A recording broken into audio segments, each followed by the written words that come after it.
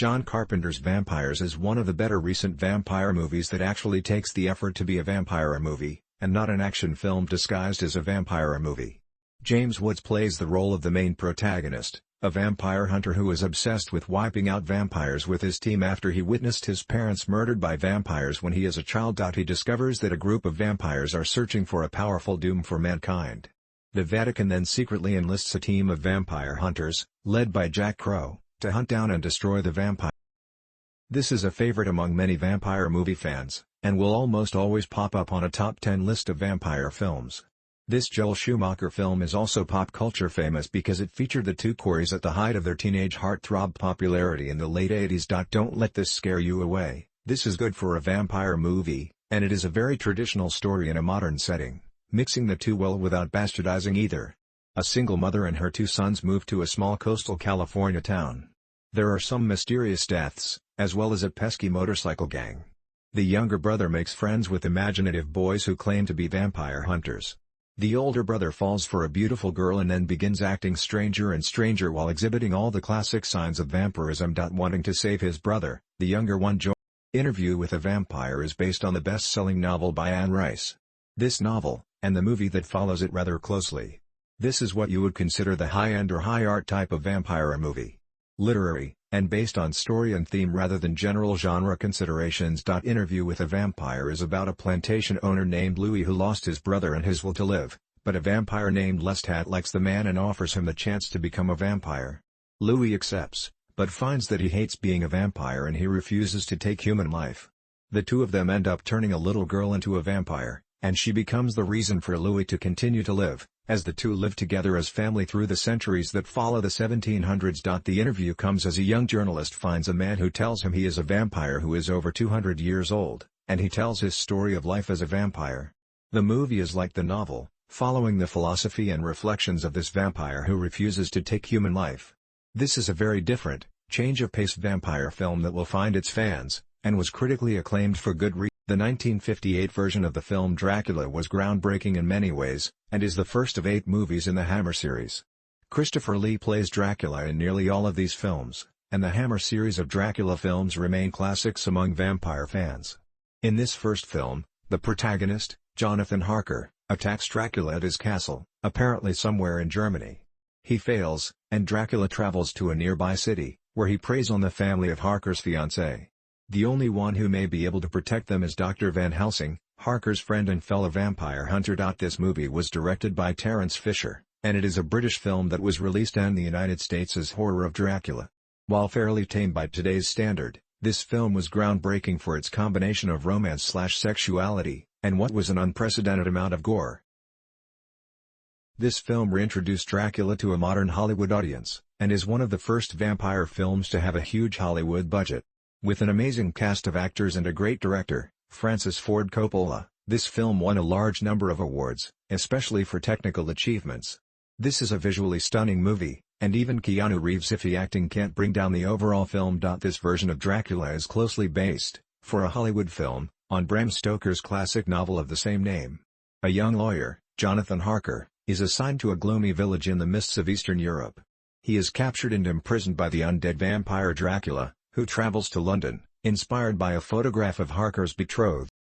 Robert Rodriguez directs this vampire movie, which was co-written by Quentin Tarantino. This is celebrating one of the best pulp vampire movies, complete with sexy half-naked women vampires, a modern situation, a vampire nest and a mass feeding, with the innocent heroine who you know will somehow make it through, but only after kicking vampire ass. Seth Gecko and his brother Richard are in hiding after a bloody bank robbery in Texas. They escape across the border into Mexico and will be home free the next morning, when they pay off the local kingpin. They just have to survive from dusk till dawn at the rendezvous point, which turns out to be a strip joint that, unbeknownst to them, is also an active vampire nest. The Gecko brothers are fugitives, and are on the run after a very interesting bank robbery. They kidnap the Fuller family, and drive to a Mexican bar to meet with other on-the-run criminals.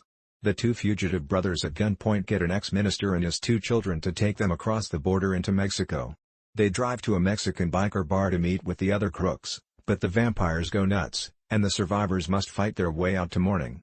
This is the epitome of a pulp vampire film. Blade is the first transition of a comic/graphic novel into an action-based series. This is as much an action film as a vampire film, and shows where the next evolution of the modern vampire film may be going, as the later film Underworld proves that the trend is likely to continue. The movie begins with a pregnant woman being admitted to a hospital, bleeding from the neck. Paramedics think she was attacked by some type of animal. Doctors perform an emergency C-section, and her baby, a boy, is born alive just as she dies.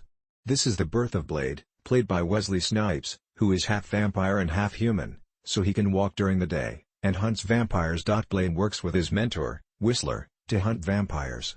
With the help of a young woman, Bitten, who Blade saves from a vampire attack, Blade is forced to fight a vampire, Deacon Frost, who is attempting to unlock an ancient ceremony in order to turn from a vampire into La Magra, the blood god.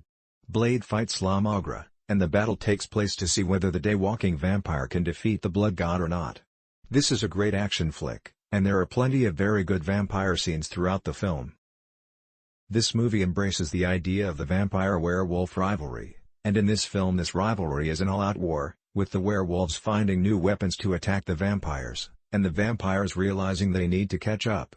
This war is brought into the modern day, and this is once again a comic book-based movie that is as much action movie as it is a vampire and werewolf movie. The vampire Selene, who is also one of the top werewolf, called Lycans in the film, Hunters, finds out about a terrible secret hidden from most of the vampires by the elders, and after finding a legend about a human who can somehow be both werewolf and vampire, making it a nearly unstoppable power, she must decide where her loyalties really lie and what this means for the war and her people. This film has a very modern, dark and gothic feel to it, with every single scene taking place at night.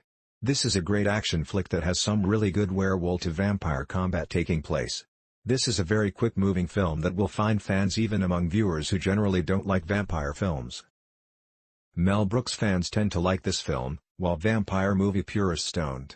But as far as having a list that shows the wide variety of vampire films out there, the list wouldn't be complete without this one, and a laugh is a good way to end a terrifying marathon. Mel Brooks fans tend to like this film, while vampire movie purists don't. But as far as having a list that shows the wide variety of vampire films out there, the list wouldn't be complete without this one, and a laugh is a good way to end a terrifying marathon. This is the grandfather of all vampire movies, a movie that never should have been made. This film is a black and white silent picture that stars Max Schreck as the creepy Count Orlok. This film was an expressionist film that remains extremely popular today, but for a weird reason, half the people who still watch this film find Nosferatu extremely creepy and scary, while the other half find it campy and hilarious. This is one of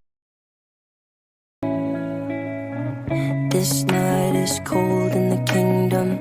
I can feel you fade away. From the kitchen to the bathroom.